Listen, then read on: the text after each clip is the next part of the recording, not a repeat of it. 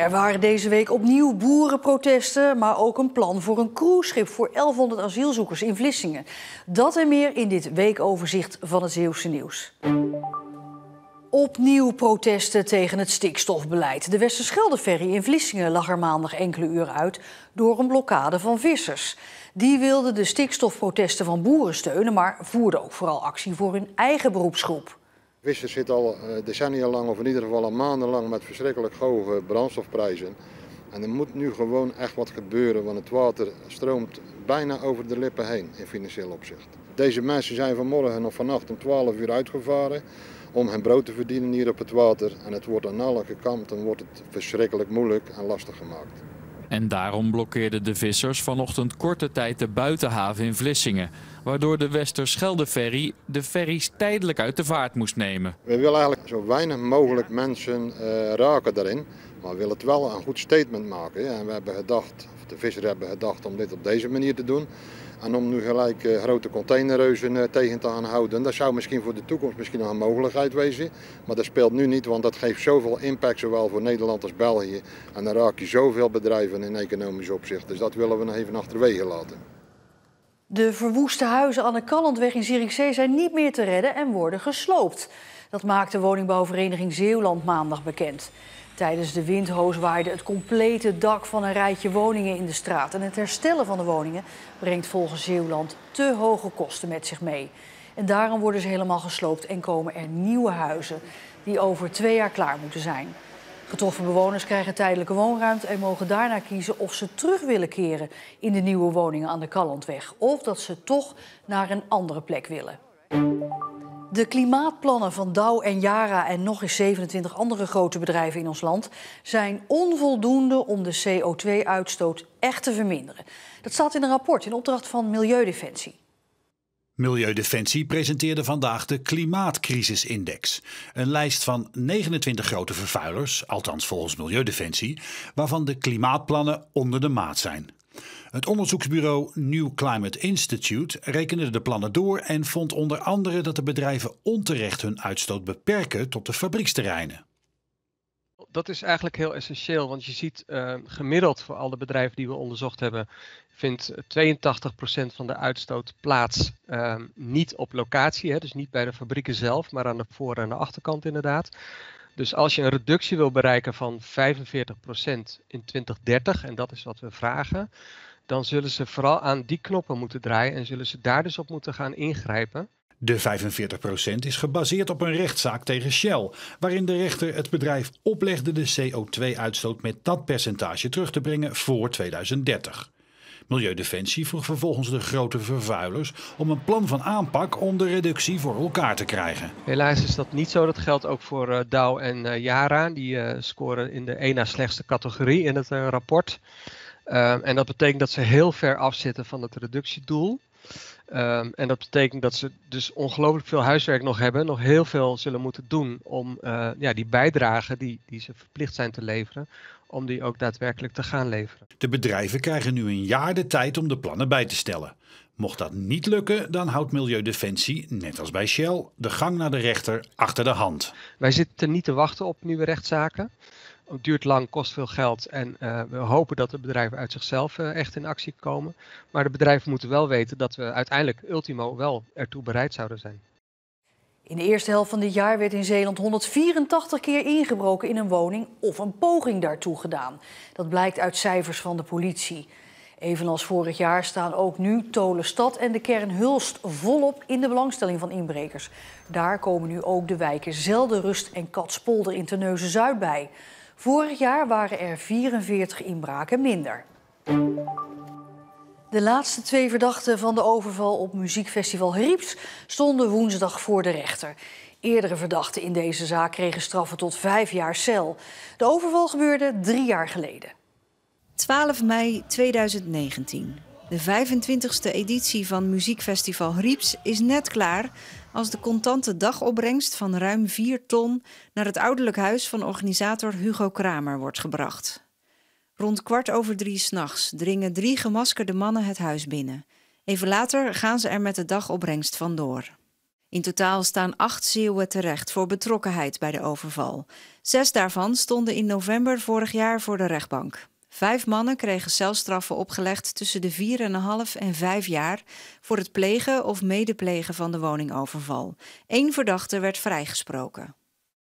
Ruim 100 boeren reden met hun trekker naar de raadsvergadering van de gemeente Veren om hun onvrede over de stikstofplannen van het kabinet duidelijk te maken. Ze vroegen de gemeenteraad om steun.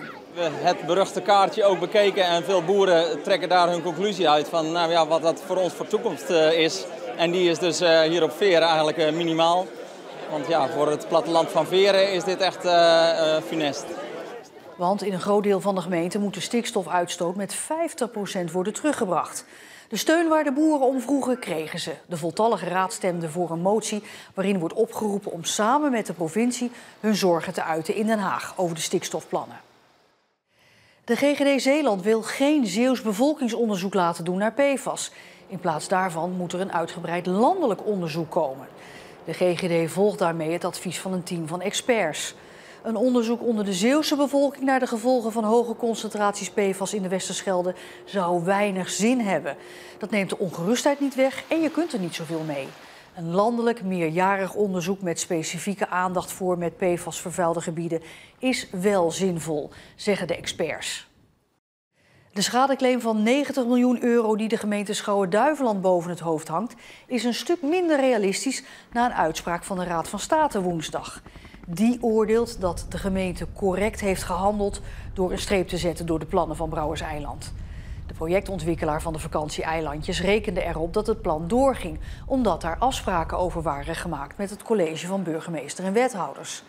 Maar de gemeenteraad had het volste recht om anders te beslissen, zegt de Raad van State. De zaak rond de miljoenenclaim is een andere rechtszaak, maar de kans dat die claim wordt toegewezen is nu wel heel klein geworden na de uitspraak van woensdag. De Vlissingse gemeenteraad sprak donderdagavond over een plan voor 1100 asielzoekers op een cruiseschip in de buitenhaven, buiten de stad. De plannen waren een dag eerder door het college van burgemeester en wethouders gepresenteerd. Het schip moet er een half jaar blijven liggen. Ten eerste de schrijnende situatie in Ter Apel. Goed, we kennen de beelden. Mensen die op stoelen slapen, meerdere nachten achter elkaar. Dat is één reden. Een tweede reden, we vangen nu ruim 400 asielzoekers op, vluchtelingen, in de marinekazerne bij de buitenhaven. Dat gaat tot nu toe geruisloos. Geen enkel probleem voor de omgeving. Dat waren de redenen voor het college van Vlissingen om te zeggen, wij gaan onderzoeken of we daarmee kunnen werken. De staatssecretaris heeft aan alle voorwaarden van Vlissingen voldaan. Want u zegt ook van er moeten voldoende huisartsen en er moet ook voldoende politie zijn voor de veiligheid daar. Ook aan die voorwaarden is voldaan. Kijk, we zitten al krap in de politiesterkte, in de huisartsenzorg. Dit konden we de Raad Vlissingen niet bij hebben qua veiligheid, qua zorg. Dus daar moet aan voldaan worden en er gaat aan voldaan worden. Onder de Vlissingers wordt gemengd gereageerd op de mogelijke komst van een cruiseschip met 1100 asielzoekers. Als het nodig is, dan is het nodig. Dus ja, liever niet. Maar ja, ze zijn nergens meer tevreden over. Ze hebben overal klachten over. Dit is niet goed, het eten is niet goed. En we komen tandartsen tekort, we komen huisartsen tekort. Hoe gaan we dat oplossen? Ja, dan wordt aan al die voorwaarden wordt voldaan, heeft de staatssecretaris toegezegd. Ja, waar haalt hij die vandaan dan? Ja, er zijn ook een hoop vluchtelingen die hier komen alleen om een beetje geld en geluk te zoeken. Dus jij krijgt gewoon zoiets van mij mogen ze komen. Die mensen die worden stapelgek in zo'n klein hutje op dat schip. Die gaan de stad in. Het college van burgemeester en wethouders neemt komende dinsdag een definitief besluit. De gemeenteraad mocht donderdagavond alleen zijn wensen en bedenkingen uiten. Oppositiepartij POV diende een motie in. Er komen bijna 1600 mensen daar op een kluitje te zitten. Een aantal in de kazerne, in de voormalige marinerskazerne en een aantal op dat schip. Die kunnen daaraf, die gaan rondzwerven, die krijgen de vrijheid en dat mag natuurlijk ook. Alleen dat heeft een enorme impact, ook als je kijkt naar het hoge criminaliteitscijfers rond de AZC's in Nederland. Dan hou ik mijn hart vast. Het is geen discrimineren, het is gewoon zo'n grote groep die hier dan komt. En we hebben er 500 nu en dat gaat prima en daar heeft de POV ook totaal geen probleem mee. Zet je er 1100 bij, dan wordt die groep veel te groot. Ja, en dan kunnen we dit soort dreunen, want het zijn echt dreunen voor het imago, dreunen voor de samenleving in Vlissingen, gewoon niet hebben. Harde woorden van oppositiepartij POV. Ook andere partijen zitten met de komst van de 1100 asielzoekers in hun maag, maar tellen hun knopen. We willen het eigenlijk niet, maar we gaan het niet tegenhouden. En wat ligt er nou aan ten grondslag? Regeren is vooruitzien. We weten dat de nood enorm hoog is in Nederland. Als de gemeente het niet vrijwillig doet, dan komt er gewoon een aanwijzing. En nu zijn we in omstandigheden dat het college eisen kan stellen. Hebben ze ook gedaan. Hè? Misschien heb je de raadsinformatiebrief gelezen. Nou, dat ziet er gewoon heel goed uit. Aan alle voorwaarden die Vlissingen stelde is voldaan. Ja, nou precies. En daar komen er vanavond nog wel licht een paar bij. Want wij hebben ook nog wel 2 of 3 puntjes. Maar als we zo meteen een aanwijzing krijgen, ja, wat hebben we daar nog te vertellen? Niets, dan zeggen ze dat schip komt daar te liggen en klaar is Kees. Rusland was het afgelopen half jaar de belangrijkste handelspartner van de havens van Noordzeepoort. Ondanks de oorlog in de Oekraïne. Dat blijkt uit halfjaarscijfers van het havenbedrijf. De Russische handel nam de afgelopen 6 maanden zelfs toe met 20%. En dat komt waarschijnlijk doordat bedrijven grotere voorraden hebben aangelegd van Russische goederen, waarvoor binnenkort een handelsboycott geldt. In totaal nam de overslag in de Zeeuwse en Gentse haven met 10% toe tot 37,5 miljoen ton. De 60-jarige Johan Quist, die 4 mei vermoord werd in zijn schoenmakerswinkel in Vlissingen, is door een schot in zijn hoofd om het leven gekomen. Dat bleek gisteren tijdens de eerste zitting voor de rechtbank in Rotterdam. Want daar moest de 38-jarige verdachte uit Oud-Alblas voor het eerst verschijnen. Hij zou niet alleen Quist vermoord hebben, maar een paar dagen later ook een vrouw en een meisje op een zorgboerderij in Alblasserdam. Maar ook slachtoffer Johan Quist is een omstreden man. Johan Quist wordt in 1961 geboren op Tolen in een streng gereformeerd gezin. Over zijn jeugd weten we weinig. De familie laat via een woordvoerder weten dat ze ervoor kiezen om uit de publiciteit te blijven. Johan Quist trouwt en krijgt 5 kinderen. Met zijn gezin woont hij in Oosterland en in Middelburg. In het jaar 2000 opent hij een schoenenwinkel hier in winkelcentrum Douwendalen in Middelburg. En dat is niet zo verwonderlijk, aangezien hij uit een echte schoenmakersfamilie komt. In 2006 komt de reformatorische Johan Quist publiekelijk uit voor zijn homoseksualiteit als getrouwde man. Een gedurfde stap in die kringen. Ik heb het geaccepteerd van mezelf en ik heb er vrede mee. Dit ben ik. Ik denk dat richting God dat niet uitmaakt. Ik blijf gewoon een mens. Ik denk niet dat God straks aan mij gaat vragen van was jij homo of wat is jouw geaardheid? Nee, die zal vragen van hoe sta je tegenover mij? Hij richt de stichting Revo Anders op, om ook andere gelovigen die met hun geaardheid worstelen te helpen.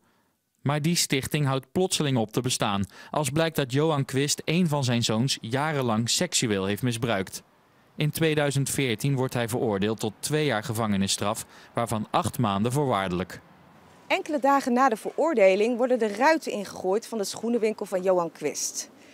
Ook nemen buurtbewoners contact op met de gemeente omdat ze willen dat hij zijn winkel sluit. En dat gebeurt ook. Maar hij stopt niet als schoenmaker. Hier in de Sint-Jacobstraat in Vlissingen opent hij in 2016 een nieuwe zaak, de Zeeuwse Slipper Factory. Daarna blijft het heel lang stil rondom Johan Quist tot 4 mei van dit jaar. Dan vindt de politie het lichaam van een dode man. Het is meteen duidelijk dat hij door een misdrijf om het leven is gekomen. De verdachte komt tijdens het politieonderzoek vrij snel in beeld. Maar de politie weet hem niet aan te houden. En dat heeft grote gevolgen. 2 dagen later zou hij nog 2 mensen om het leven brengen op een zorgboerderij in Alblasserdam. Het leek spannend te worden in de Tweede Kamer, maar een voorstel van oppositiepartijen om de Westerschelde-tunnel in 2025 tolvrij te maken haalde het niet. En dat terwijl de oppositie naar eigen zeggen juist geld had gevonden om het te kunnen bekostigen.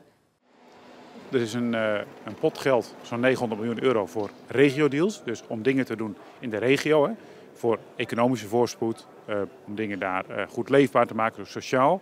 Nou, dan denken we, als iets daar goed in zou passen, dan is dat ook deze tunnel tolvrij maken richting Zeeuws-Vlaanderen en andersom.